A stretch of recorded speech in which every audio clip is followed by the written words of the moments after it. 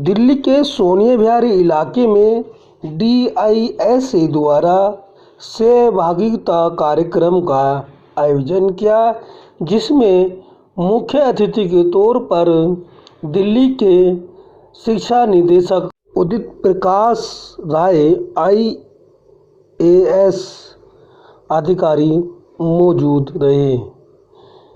इस प्रोग्राम को सफल बनाने में DISA के नेशनल प्रेसिडेंट सत्यवीर सिंह मावी ने अहम योगदान दिया। इस मौके पर दिल्ली के उत्तर पूर्व इलाके के स्कूलों के प्रबंधक, प्रधानाचार्य बड़ी संख्या में मौजूद रहे। स्कूल मालिकों ने अपनी समस्याएं बताते हुए कहा, एक तरफ कोरोना काल की वजह से अभिभावक फीस नहीं दे रहे, वहीं दूसरी तरफ दिल्ली सरकार हमें फीस बढ़ाने की ना तो अनुमति दे रही और ना ही हमें आर्थिक पैकेज, जबकि हमसे बिजली बिल, पानी बिल लगातार वसूला जा रहा है। संस्था के अध्यक्ष सतवीर सिंह मावी ने कहा कि हमारी 100 नई फाइलें लटकी हुई हैं और 300 फाइलें रिन्यूअल के लिए पड़ी हैं।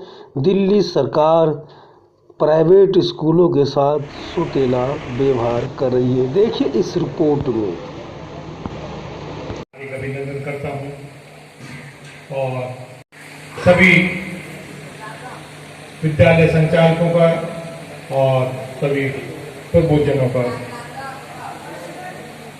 धन्यवाद करता हूं कि आप इतने समय से।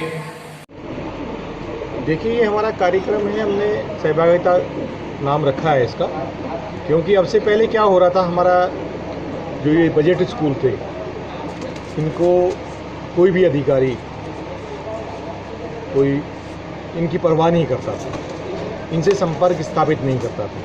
हम लोग अपने आप को बड़ा वंचित समझते थे। इसके लिए हमने प्रयास किया कि हम डायरेक्टर साहब को ही बुलाएं, उनके साथ अपनी समस्याएं शेयर करें, उनसे अपनी जो भी समस्याएं हैं उनको शेयर करें, उनसे संवाद स्थापित करें। हमने डायरेक्टर साहब से बात की, उन्होंने हमारे सभी इसको निवेदन को स्वीकार कर लिया और मैं ये हमारा बहुत बड़ा सौभाग्य है इस बजट स्कूलों का कि आज डायरेक्टर साहब ने आने का हमसे वादा किया है और डायरेक्टर साहब आएंगे। आज से पहले लगभग 30-35 साल यहाँ हो गए हैं। अब से पहले कोई डायरेक्टर क्या, कोई DD भी नहीं आता, कोई एजुकेशन अफसर भी इनके बीच नहीं आना चाहता, क्योंकि इनके पास फंड्स नहीं है। तो हमने इस तरह से ये प्रोग्राम रखा और ये सब निजी विद्यालयों के लिए, बजट स्कूलों के लिए बड़े सौभाग्य की और ये गर्व की बात है कि हम अपना सीना उठाकर चौड़ा कर। आज कुछ अपील करेंगे, डायरेक्टर साहब आएंगे तो कुछ इस तरह का अपील करेंगे डायरेक्टर साहब से। हमारी कुछ समस्याएं हैं, हम उनको चाहेंगे कि हमारी उन समस्याओं को निवारण करें। एक तो हमारी बहुत सारी मान्यता की बहुत सारी फाइलें हैं जो पेंडिंग पड़ी हैं, हम कहेंगे उनसे। आपकी खास समस्या क्या है? हमारी खास समस्या है EWS रिम्बर्समेंट की। हमारी खास समस्या है स्कूलों को मान्यता न मिलने की। तो ये हमारी बहुत अहम मुद्दे हैं। कितनी फाइलें होंगी जो अब तक मान्यता की लटकी होंगी? देखिए, मान्यता की हमारी 100 फाइलें तो इकट्ठी ऐसी लटकी हुई हैं जो नई फाइलें हैं, और कम से कम 300 फाइलें जो है जो जिनका एक्सटेंशन होना है वो इस तरह की लटकी हुई है। अच्छा, दिल्ली सरकार ने जो पब्लिक स्कूलों की जो एक डिमांड थी कि फीस ना बढ़ाएं, तो वो पब्लिक स्कूल डिमांड लगातार कर रहे हैं कि उन्हें फ़ीस बढ़ाने की अनुमति दी जाए। जी हाँ, गवर्नमेंट फ़ीस बढ़ाने नहीं दे रही है गवर्नमेंट, और हम खर्चे पूरे नहीं कर पा रहे हैं पुरानी फीसों में। 3-4 साल से फ़ीस नहीं बढ़ी है, तो हम बार हमारी ये डिमांड है और हमारी फ़ीस बढ़ाई जाए। दूसरा, इस कोरोना काल में तो हमने फीस भी नहीं आई और गवर्नमेंट ने डायरेक्शन भी दे दी है कि आप एनुअल चार्ज भी नहीं लेंगे, जबकि हम पूरे जो एनुअल चार्ज से जो खर्चा होता है वो होता है बिजली पर, पानी पर, मेंटेनेंस पर, और बिजली का पूरा हम बिल दे रहे हैं, कॉमर्शियल बिल दे रहे हैं, पानी का कॉमर्शियल बिल दे रहे हैं, और पूरी मेंटेनेंस भी हमें स्कूलों को करनी पड़ी है, खर्चे भी करने पड़ रहे हैं। लेकिन गवर्नमेंट कहती है कि आप एनुअल चार्ज नहीं लेंगे, फीस के अलावा, और फीस भी हमें पेरेंट्स नहीं दे रहे हैं। कोई आर्थिक पैकेज की ये मांग की है आपने कोई सरकार से? आर्थिक पैकेज की हमने मांग की थी, लेकिन गवर्नमेंट ने कोई इस पर गौर नहीं की। गवर्नमेंट ने कहा हम गवर्नमेंट ही खुद तंगी में है, हम आर्थिक पैकेज कैसे देंगे आपको। गार्जियनों के लिए कुछ कहना चाहेंगे? गार्जियनों के लिए कुछ कहना चाहेंगे? गार्जियनों के लिए हम कहना चाहेंगे, आप अपने बच्चों की ऑनलाइन क्लासेस चल रही हैं, हम ऑनलाइन क्लासेस भी दे रहे हैं। ऑनलाइन क्लासेस भी नहीं है तो हम वर्कशीट देकर हम उनका पूरा करा रहे हैं, उनका कहीं पूरा ना रहे। हम तो हमारी संस्था मिलके और हमारे ये बजट स्कूल मिलके घर घर जाकर उनको वर्कशीट दे रहे हैं। और हम तो यही कहना चाहेंगे, गार्जियन अपने बच्चों की फीस भी जमा करें और उनको एक नैतिक जिम्मेदारी भी सिखाएं। ये एक नैतिक मूल्यों की कमी है। बच्चा भी देखता है कि हमारे बाप ने हमारी फीस नहीं दी तो ये क्या, ये तो कोई भी कर लेगा, तो वो एक नैतिक मूल्यों की जो उसमें कमी रह जाती है। तो हम यही कहेंगे कि अपने बच्चों की पढ़ाई पर ज़्यादा से ज़्यादा खर्चा करने का। और डेवलपिंग इंडिपेंडेंट स्कूल अलायंस में मैं महासचिव। आज मतलब आपने एजुकेशन ऑफिस उससे क्या डिमांड रखी है?